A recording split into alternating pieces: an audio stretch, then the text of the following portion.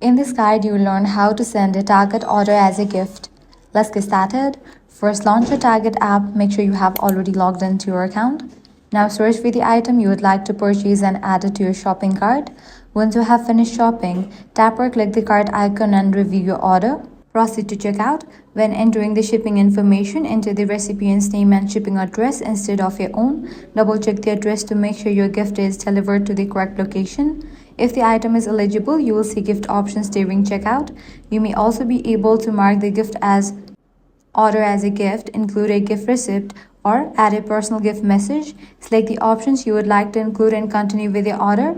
Keep in mind that gift options may vary depending on the item, seller, and shipping method.